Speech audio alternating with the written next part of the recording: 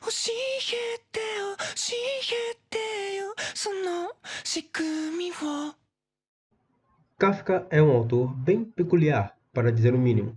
Antes de eu ler a Metamorfose pela primeira vez, as pessoas sempre faziam parecer como se ele fosse algo meio inalcançável, difícil de entender. Só que, obviamente, não é bem assim. Principalmente pelo fato das obras do Kafka focarem muito mais na simbologia. Podem até ser curtas, mas sempre têm muito a dizer. Então, focar na literalidade, ao invés de tentar tirar algo mais focado a partir da sua interpretação, pode não ser a melhor forma de levar o Kafka. Tirando alguns pontos mais básicos e recorrentes em suas obras, ou seja, costumeiramente personagens em situações labirínticas, sem saída, muito confusos, em situações claustrofóbicas, potencialmente surtados e sufocados por algo não definido. Suas obras geralmente se passando em ambientes comuns, sobre família, alienação, busca por sonhos, trabalho abusivo, sexo e assim vai. Tudo isso vai colaborar para cunhar o termo kafkiano, e nesse vídeo eu pretendo focar principalmente na Metamorfose, um dos livros mais marcantes do Kafka, e na primeira abertura do anime de Tokyo Ghoul. E é claro que eu pretendo mencionar o anime em si e o mangá também, porque todo o começo de Tokyo Ghoul me fez lembrar muito do Kafka. E não é nem como se o Suishida, autor do mangá, tentasse esconder a inspiração, pois Tokyo Ghoul é uma obra que acaba por vezes focar mais na simbologia do que com a lógica da situação. Eu já vi pessoas reclamarem disso aqui e ali. É sério, se você pensa no mundo de Tokyo Ghoul de forma prática, ele realmente não faz muito sentido.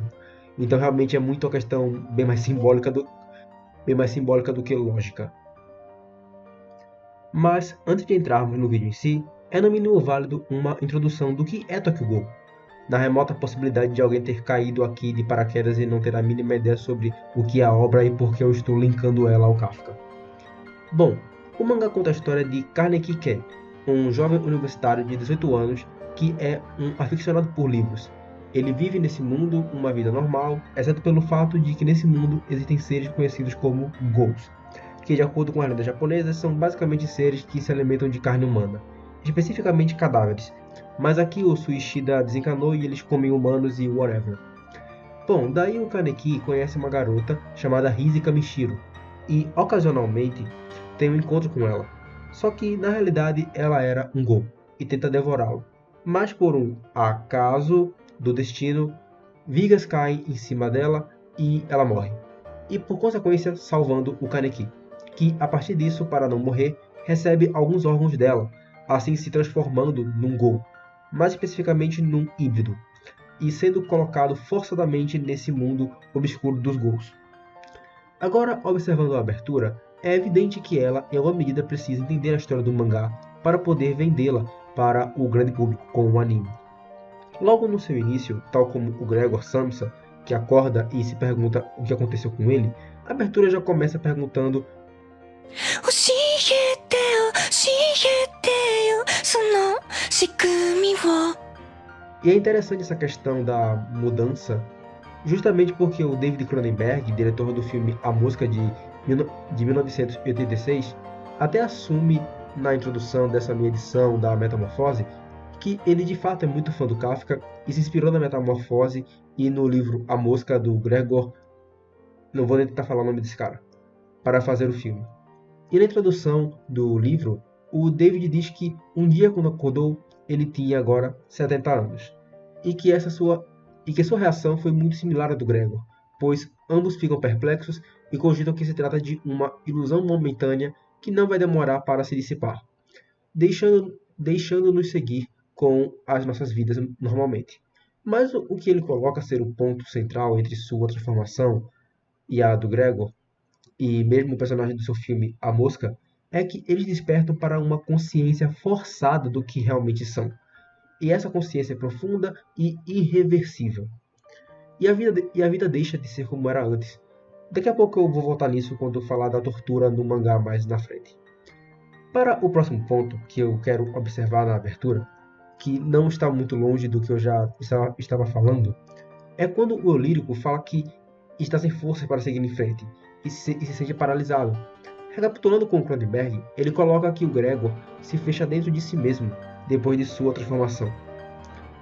Abre aspas, era como se tivesse sofrido uma paralisia total. O próprio Gregor coloca que não consegue sequer voltar a dormir, porque já não é mais capaz de dormir levemente de um lado como de costume. Um outro momento da abertura, quando é dito que o eu lírico da música acordou nesse mundo, sendo esse um lugar distorcido, e de início ele se sente paralisado e se torna cada vez mais transparente e invisível, que, tal como o próprio Kaneki, quanto mais entra nesse mundo dos Ghouls e após sofrer a tortura, se torna totalmente consciente do monstro que agora é. Por isso eu acredito que a forma como o Kaneki se torna um Ghoul é bem similar também. Então, na minha interpretação, olhando para a simbologia do que transforma o protagonista, seria a partir do sexo. Bom, vamos lá. Vamos pegar o começo da obra, quando o Kaneki tem o primeiro encontro, possivelmente o da vida, com a Rise. Tipo, assim, a mina faz o primeiro movimento, se aproxima dele como se fosse beijar, daí começa a ação, bem rápido, e ele fica com medo e confuso. E para a própria Rise tem todo um tom de prazer bem sexual naquela caçada, que logo se encerra com essa fala dela.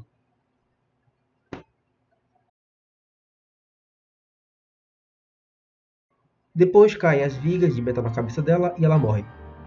Já o Kaneki acorda no hospital e já não é mais o mesmo de ontem. Aquela mulher o modificou completamente, tal como o Gregor ou o Cronenberg, ou mesmo o protagonista de A Mosca. O próprio David também levanta outro ponto, pois, como no seu filme, o personagem diz ter sonhado ser um humano, e adorou isso. Mas agora o sonho acabou e o inseto está desperto. E poderíamos até fazer outras relações, como por exemplo, quando o David coloca na introdução de que, abre aspas, ele abandonou sua humanidade, como uma cigarra abandona a antiga casca. E o que emergiu desse processo já não é mais humano. Ele também sugere que ser um humano, uma consciência que tem a percepção de si mesma, é um sonho que não pode durar, uma ilusão. A gente pode pegar essa frase do David e facilmente relacionar com o processo do Kaneki em de fato se tornar um Ghoul, como se ele estivesse sonhando, se iludindo, por assim dizer, para não aceitar a dura realidade de que ele de fato agora é um monstro. Ou mesmo posteriormente no Tokyo Ghoul RE, quando temos a personalidade do Heiser, que também é colocada como apenas um sonho do Kaneki, e quando finalmente esta adormece, os sonhos do Kaneki finalmente se encerram, pois ele já está farto deles. Ele é o que ele é, não pode fugir disso, e assim o monstro desperta. おやすみ、ハイセ。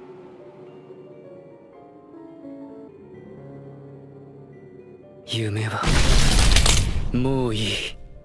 E como ele coloca, essa é a função da cama, e de sonhar na cama, pois é onde as minúcias da vida cotidiana são esmagadas, moídas e misturadas com a memória, o desejo e o medo.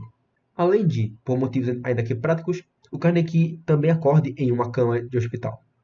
Após ter tido uma experiência, a partir da minha analogia, mundana, para enfatizar morte do autor, né? Pois todo mundo faz sexo em algum momento, ou faz aniversário, ou mesmo tem um sonho intranquilo que, por mais mundano que possa parecer, nos modificam de alguma forma. Sem contar que, logo depois do Kaneki sair do hospital, ele vai no restaurante com seu amigo, onde há muitas garotas bonitas que são as garçonetes. Então ele começa a olhar para uma delas e começa a salivar. Sabe, esse quase como se fosse um instinto animalesco que permeia o sexo. Não é à toa que inúmeras obras, quando falam sobre amadurecimento e puberdade, usam metáforas não tão sutis, volta e meia, para exemplificar. Mas voltando com a abertura, logo em seguida, ela pondera para a razão da mudança talvez ser outro alguém dentro dele. E claro que a interpretação mais direta é que ele está falando da Rise, que reaparece quando o Kaneki é torturado lá na frente, mas depois eu volto nisso. Uma outra coisa que eu gostaria de voltar rapidamente para comentar é na parte que, na abertura, em que o eu lírico acordou nesse mundo, e esse mundo é um lugar distorcido, e de início ele se sente paralisado, e se torna cada vez mais transparente e invisível.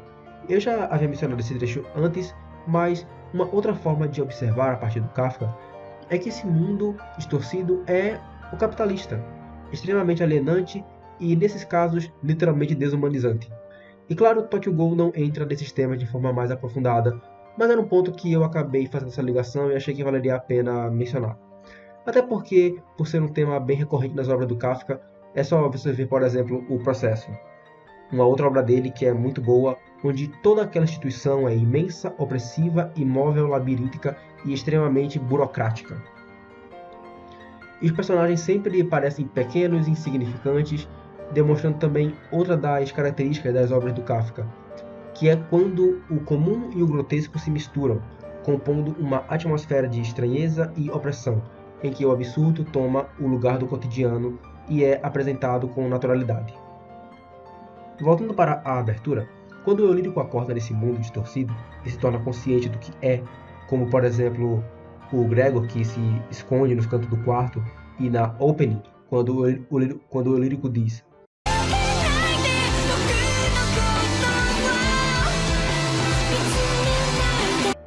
para não contaminar a pessoa querida. Outro aspecto que me fez relacionar ambas as obras, mais uma vez reside em um trecho do Cronenberg quando ele menciona como o Gregor se diverte sendo um híbrido, embora mal tenha consciência de que é um híbrido, pois ele vai se deleitar com os prazeres tanto dos besouros quanto dos humanos, seja se grudando no teto ou escutando sua irmã tocando violino.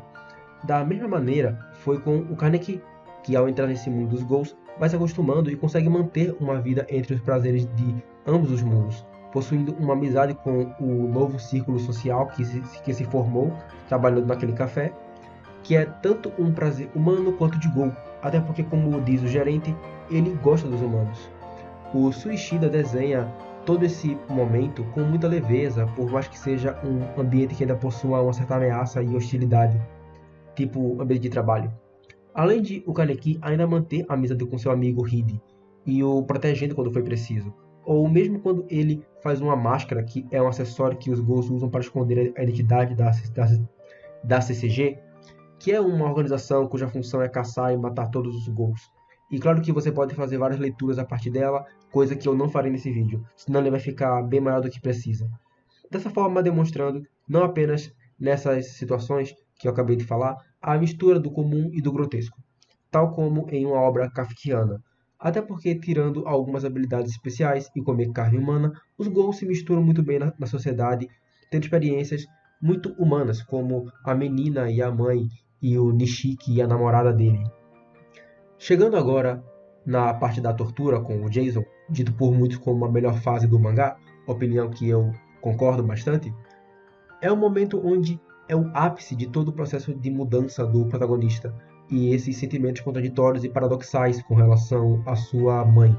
Sentimentos esses muito bem expostos durante toda a música, revelando assim alguns dos temas centrais de Tokyo Ghoul, ou seja, escolhas e o peso que elas têm para as nossas mudanças e como nós reagimos a elas. E durante toda a tortura, esse extremo estresse leva ele até dentro da própria mente, onde ele reencontra a Rise, que nesse caso é basicamente uma manifestação do poder dele, e a partir disso ela começa a levar ele para as lembranças da infância dele com a mãe, onde a Rise questiona essas lembranças felizes, uma por uma, e demonstrando que, na realidade, ele meio que odiava a forma como a mãe dele levava a vida, escolhendo ser ferida / servir outras pessoas, em vez de olhar para o filho ao mesmo tempo que ele cresceu e repetiu muitos desses atos sendo bem ingênuo e otário.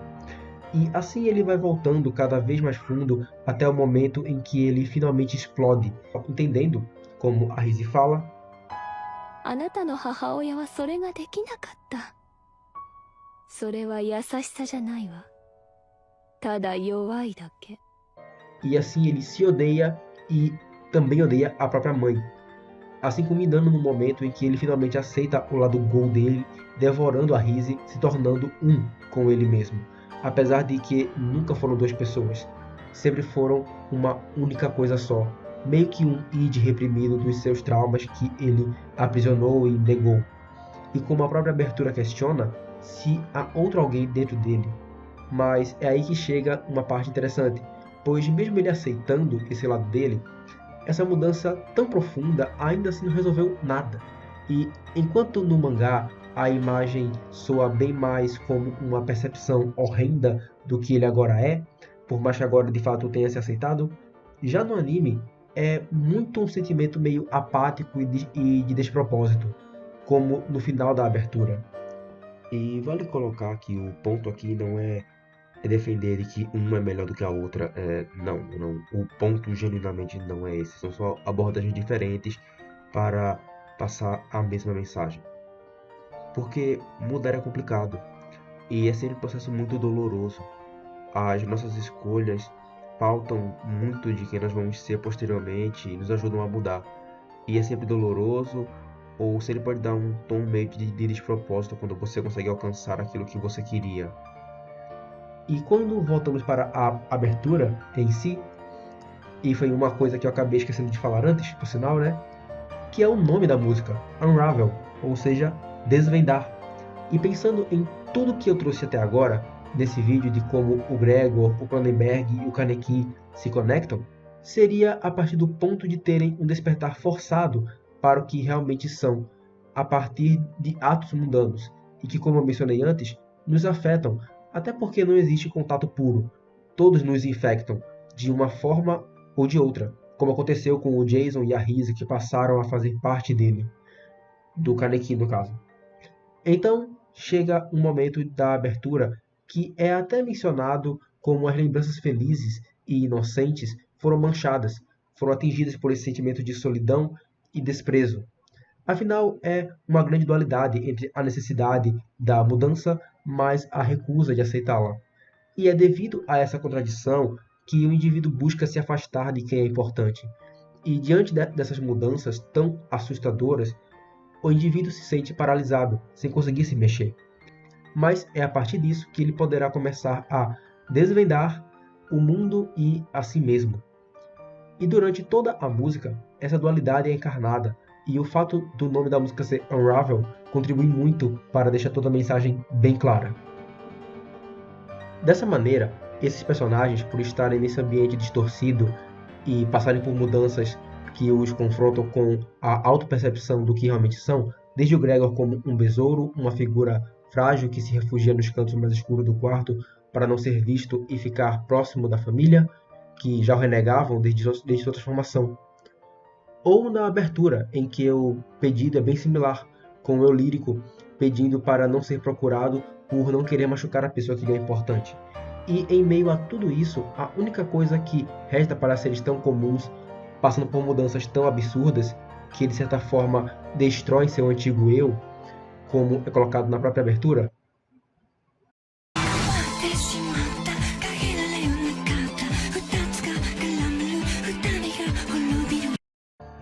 seria pedir para que as pessoas próximas, cujas quais agora quer manter distância para não contaminá-las com suas novas versões, que aparentam ser horrendas, seria pedir que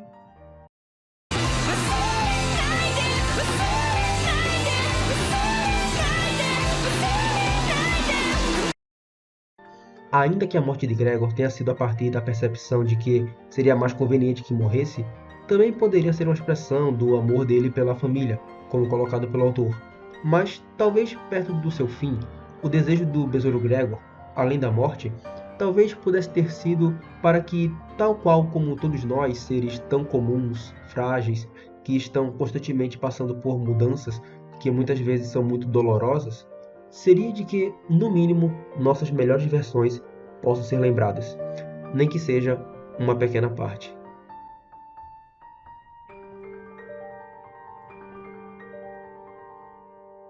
O meu nome é Ítalo e o vídeo fica por aqui. Se você curtiu, deixa o like. Se não curtiu, também deixa o like. Se inscreve, curte, comenta, compartilha.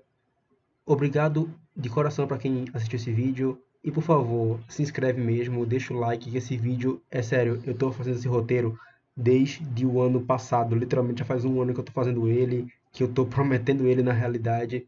Então se inscreve que deu trabalho, finalmente ele está saindo. Agradeço demais quem ficou até aqui. É isso e até!